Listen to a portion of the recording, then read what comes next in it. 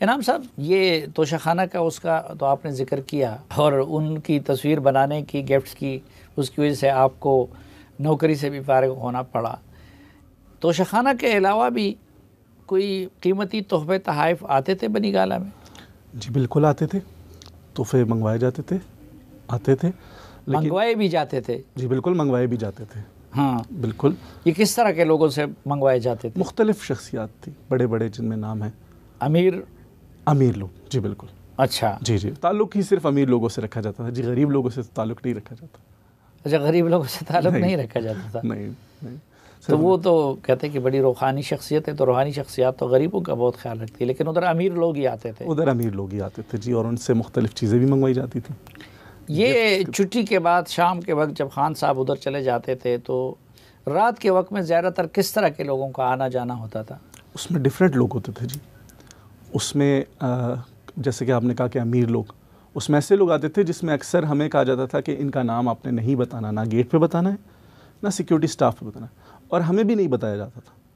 हमें अच्छा। सिर्फ गाड़ी का नंबर बता दिया जाता था, या उसके साथ जो दूसरी गाड़ी है उसका नंबर बता दिया जाता था कि अच्छा। गाड़ी आएगी, इसको आप ऊपर भेज दीजिएगा।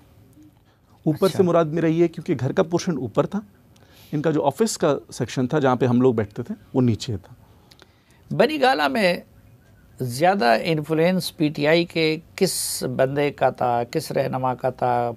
जुल्फी बुखारी साहब थे, फवाद चौधरी साहब थे, या खुरब जावेद थे, फैसल जावेद थे? कौन ज़्यादा फैसलों पे असरअंदाज होता था, और बीबी के कौन ज़्यादा करीब था, या खान साहब? बीबी के ज़्यादा करीब जो शुरू में था वो जुल्फी बुखारी था। अच्छा। जुल्फी बुखारी साहब बिल्कुल उनके करीब थे, ज़्यादातर बातचीत भी उनसे होती थी। फिर बीच में जुल्फी बुखारी साहब से वल्लाह आलम क्या वो हुआ कि उन्होंने उनको मना कर दिया, उनका नंबर भी ब्लॉक कर दिया, और फिर मेरे थ्रू उनसे बातचीत होती थी, उनकी जो मैसेज वगैरह देने होते थे। वो जुल्फी साहब, वो किस तरह के मैसेजेस होते थे? सख्ती के मैसेज होते थे? डिफरेंट टाइप के होते थे जी। सख्ती के भी होते थे, हाँ, जिसमें एक बंदे को सुनाई भी मतलब आप ये भी कह सकते हैं कि सुनाने वाले मैसेजेस भी होते थे डिफरेंट लोगों को जी। ये बात दुरुस्त है कि वो कुछ लोगों को आपके ज़रिए डांट पिलाती थी या रुसवा करती थी? जी बिल्कुल साफ़ी साहब, इस बात में बिल्कुल हकीकत है, ये 100%। और फिर उन लोगों ने इमरान खान साहब को गिला भी दिया कि देखें, आप हमें डायरेक्टली कह दें, आप इनाम के ज़रिए हमें इंसल्ट कर रही हैं या हमें बातें सुना रही हैं। उन लोगों का नाम आप लेना पसंद करेंगे? नहीं साफ़ी साहब। हाँ, लेकिन पार्टी रहनुमा होते थे? जी बिल्कुल, बड़े बड़े पार्टी रहनुमा। अच्छा जी जी बिल्कुल। अच्छा, ये जो कहा जाता है कि जहांगीर तरीन साहब को वहाँ से फारिग करने में बुशरा बीबी का भी कोई रोल था, ये हकीकत है? जी बिल्कुल हकीकत है, क्योंकि बुशरा बीबी को लगता था कि जो इमरान खान साहब की वजह से ये लोग बहुत ज़्यादा फेमस इनकी वजह से हुए हैं, या ये फ़ायदे ये लोग लेते जा रहे हैं, इमरान खान साहब का नाम यूज़ कर रहे हैं, तो उसको उन चीज़ से बड़ी ज़्यादा आप कह सकते हैं ग्रजेस थे उनसे, तरीन साहब से। तो बिल्कुल इसमें कोई वो नहीं है, दो राय नहीं है कि इनको दूर करने में बेगम साहिबा का बहुत बड़ा हाथ है। लेकिन वो जहांगीर तरीन से किस चीज़ पे नाराज़ हुई थी? डिफरेंट चीज़ें थी साफ़ी साहब के, मतलब एक तो जो मेन जो चीज़ थी वो पंजाब के मामलात थे। अच्छा। पंजाब के मामलात, क्योंकि पंजाब में तरीन साहब आप ज़्यादातर काम रखते थे, चीज़ें भी, खैर वो प्राइम मिनिस्टर हाउस को भी देखते थे, लेकिन पंजाब में उनको इस चीज़ से बड़ा ज़्यादा वो था कि भाई ये पंजाब में क्यों इतना ज़्यादा फेमस है, जो इनका लगाया हुआ बंदा था उससे ज़्यादा जो काम होते हैं या उससे ज़्यादा लोग जो इज़्ज़त करते हैं, रिस्पेक्ट करते हैं, वो तरीन साहब की करते हैं। ऐसा क्यों है? जबकि एक बंदे को अल्लाह ने इज़्ज़त दी है तो उससे कोई बंदा नहीं छीन सकता। तो ये हकीकत है कि उनको इमरान खान साहब से दूर कराने में मोहतरमा का हाथ बहुत था, बुशरा बीबी।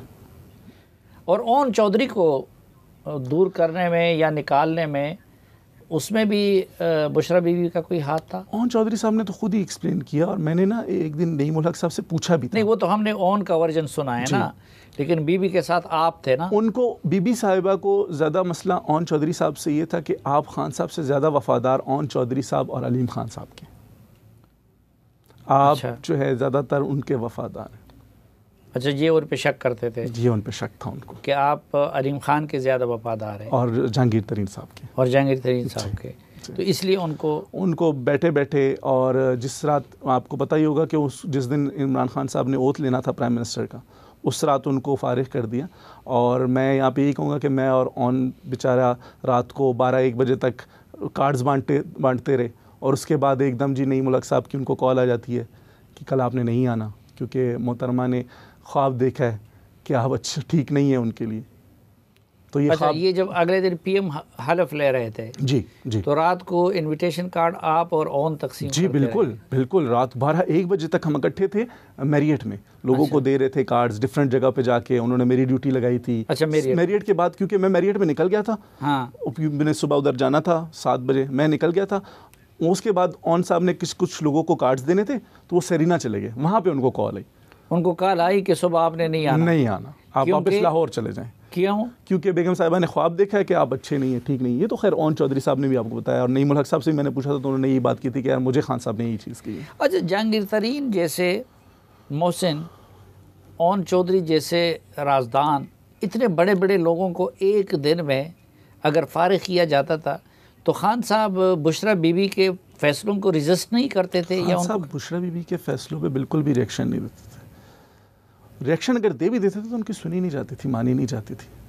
बुशरा बीबी की बात मानी जाती थी। बिल्कुल बुशरा बीबी। उसमें मैं आपको एक और बहुत अच्छा वो चले आपने छेड़ दिया। हमारा एक मुलाजिम था, मुझे कॉल आती इनकी कि इसको अभी के अभी फारिग करो। मगरिब का टाइम था, वो काफ़ी पुराना मुलाजिम था, कोई तकरीबन 20-21 साल खान साहब के साथ उसने गुजारे थे, कि इसको अभी के अभी फारिग करो। एंड वो वहाँ पे था नहीं, वो पिंडी गया हुआ था किसी की शादी पे। मैंने उसे कॉल की, मैंने कहा जी मोहतरमा ये कह रही हैं कि उसे कहो कि आके अपना सामान उठाए और अभी के अभी चला जाए। मैं अब क्या करूं, मेरा तो मजबूरी है आपको कहना। उसने कहा जी कोई बात नहीं, मैं आ जाता हूँ। थोड़ी देर लेट हुई, इन्होंने फिर मुझसे कॉल करवाई कि उसे कहो कि अभी के अभी आए, नहीं तो हम सामान बाहर फेंकवा देंगे। वो बेचारा आया वहाँ से, 20-21 साल बल्कि 22 साल तब तक हो चुके होंगे। उसने एक काम किया खान साहब के साथ, उसको निकाला। अगले दिन खान साहब ने मुझे कोई चीज़ दी कि ये उस मुलाजिम को दे देना।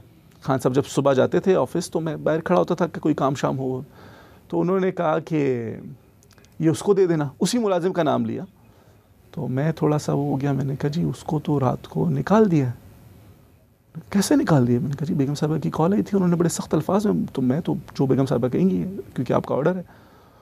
अच्छा चलो ये रखो, वापस आएगा। ये खान साहब के अल्फाज थे कि वो वापस आएगा, लेकिन उसके बाद ना खान साहब ने कुछ कहा।